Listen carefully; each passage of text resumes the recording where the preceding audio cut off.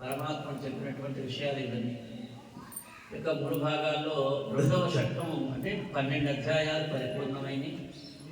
ఇక 12 అధ్యాయాలు ఎవరైతే సంపూర్ణంగా అవలోకనం చేస్తారో, దీన్ని ఆవాహన చేసుకుంటాడో, ఆలోచన చేస్తాడో, ఇప్పటికి ఇక భక్తుడైపోతాడట.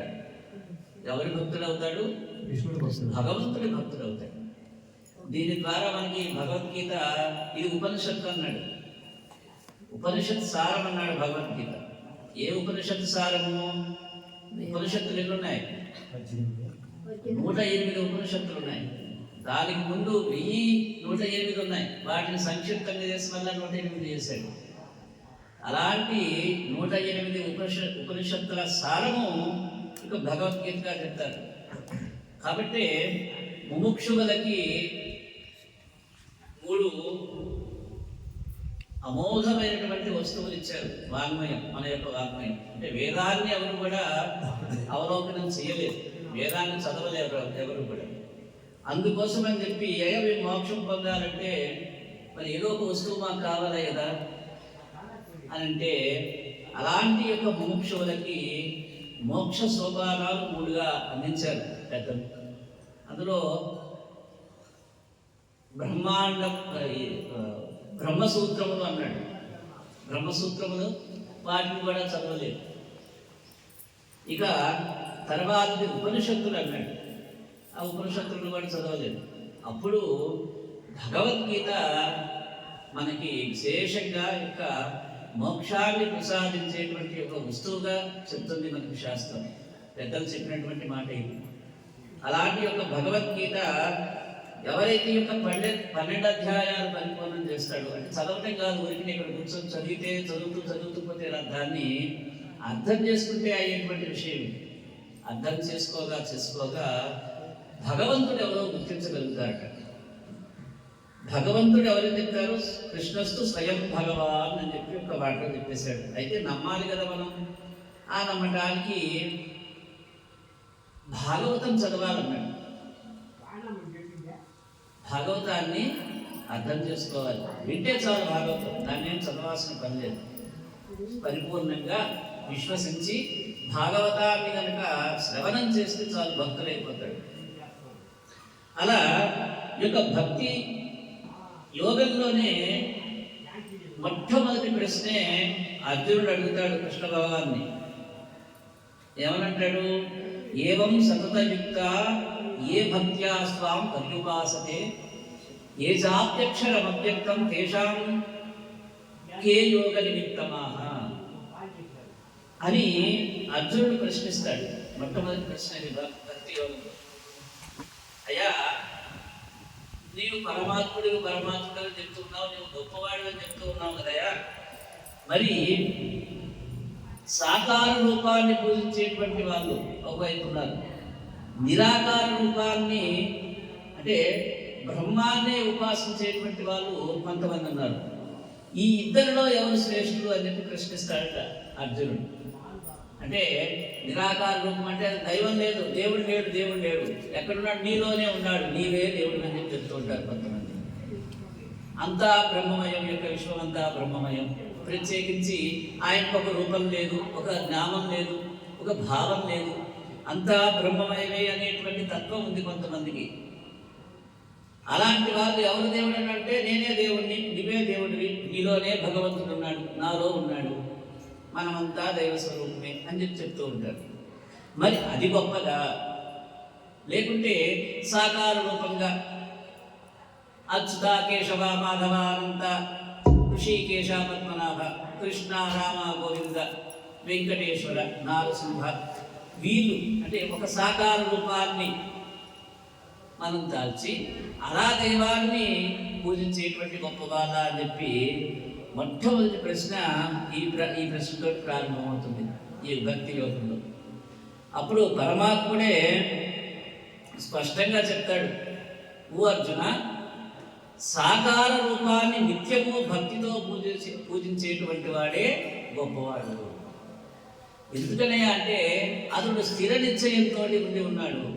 స్థిర నిశ్చయాలు చేసేసాడు. సశంక చక్రం సగరీటకుండలం సపీతవస్త్రం సరసీరుహేక్షణం సహారవక్షస్థల శోభికౌస్తుభం నమామి విష్ణుం శిరసా చతుర్భుజం. స్పష్టంగా అతనిలో ఒక భావం ఉన్నది, స్పష్టంగా అతను ఒక రూపాన్ని ధరించి ఉన్నాడు ఆ భక్తుడు. అందువల్ల అలాంటి సాకార రూపాన్ని భరించేటువంటి భక్తుడే ఉత్తముడు. అయినప్పటికీ కూడా నిరాకార రూపంగా ఎవరైతే ఆ యొక్క బ్రహ్మతత్వాన్ని పొంది ఉన్నాడో వాడికి కూడా నేను నా యొక్క అనుభూతిని చేస్తానంటాడు. ఇది ఒక భక్తి యోగంలో మనకి స్పష్టంగా చెప్తూ ఉన్నాడు కృష్ణ పరమాత్ముడు. ఇంకా చెప్తాడు, తమ యొక్క పనుల కోసం కృష్ణుణ్ణి అర్చించి నిస్వార్థంగా చేసేటువంటి వాళ్ళు, భక్తితో కృష్ణ పరమాత్ముని పూజించేటువంటి వాళ్ళు కృష్ణుడి చేత ఆరాధింపబడతారని చెప్పి కూడా స్పష్టంగా చెప్పేశారు. నిర్మమో నిరహంకార అని చెప్తాడు. నిర్మోహాన్ని వదిలేసి అహంకారాన్ని వదిలేసి ఎవరైతే భక్తి తత్వాన్ని కలిగి ఉంటాడో ఆ భక్తుడు నాకు ప్రియుడిగా చెప్తాడు. ఇలా అంటే పరిపూర్ణమైనటువంటి భక్తి విధానము ఈ యొక్క 18 అధ్యాయాలలోని 12వ అధ్యాయం అయిపోయేసరికి వచ్చేస్తాడు ఒక. ఇక్కడి నుంచి 3వ షట్కం ప్రారంభమవుతుంది. 3వ షట్కంలో విభాగం చేసేస్తాడు యొక్క భక్తుల్లో కూడా ఎలాంటి భక్తులా అని గుణత్రయ విభాగ యోగం అని చెప్పి ఇలా అనేక రకాల విభాగ యోగాలు వచ్చేసేస్తాయి ఇప్పటి నుంచి. అలాంటి యొక్క భగవద్గీత చెప్పాడు, ఉపనిషత్తు సారము అన్నాడు. అంతటి 1108 ఉపనిషత్తులు ఉన్నాయన్నారు కదయా, అదంతా కేవలం ఎన్ని శ్లోకాలు ఉన్నాయి భగవద్గీతలో? 700 శ్లోకాలు ఉన్నాయి. 18 అధ్యాయాలు కలిగినటువంటి యొక్క 700 శ్లోకాలలోనే ఉపనిషత్తు సారమంతా కూడా నిమిడి ఉన్నది. కాబట్టి మనం సహజంగా జ్ఞానం చెప్పేటువంటి వాడిని, చదువు చెప్పేటువంటి వాడిని ఏమని పిలుస్తాం? మనం టీచర్ అంటాం, లేకపోతే గురువు గారు అంటాం. కానీ చూడండి, యొక్క విశ్వానికంతటికీ కూడా ఆచార్యుడిగా ఎవరిని చెప్పారు? మనకి కృష్ణ పరమాత్మని చెప్తుంది మనకి శాస్త్రం. ఆమోదించింది, వేదం ఆమోదించింది. ఆచార్యుడిగా ఎవరిని చెప్తారు? కృష్ణ మొట్టమొదటి ఆచార్యుడు ఎవరంటే, ఆచార్యుడు అని చెప్పి ఎవరిని అంటారు తెలుసా మీకు? ఒక యూనివర్సిటీలో పనిచేసేటువంటి ప్రొఫెసర్ని తెలుగులో ఆచార్యుడు అంటారు, మహారాచార్య అంటారు ఇంకా పైన వాళ్ళు.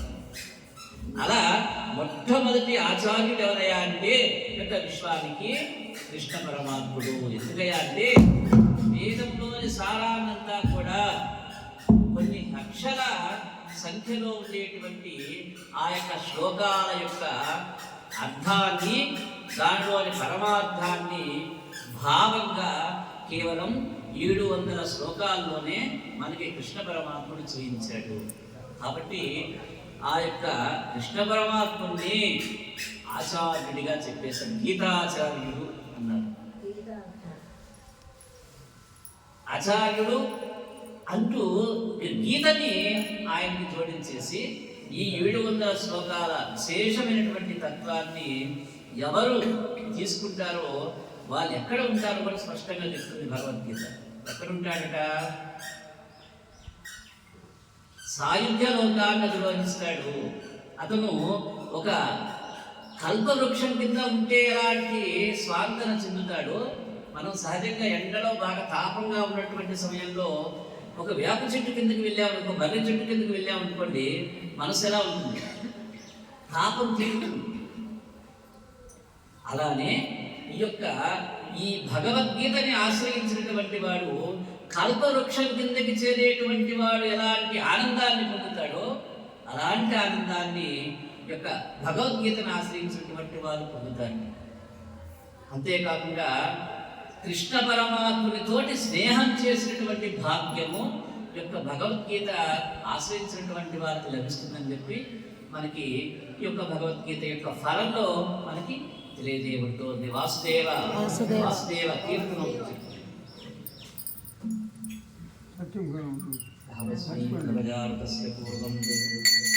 యశుమతి నందన రజవర నాగర యశుమతి నందన రజ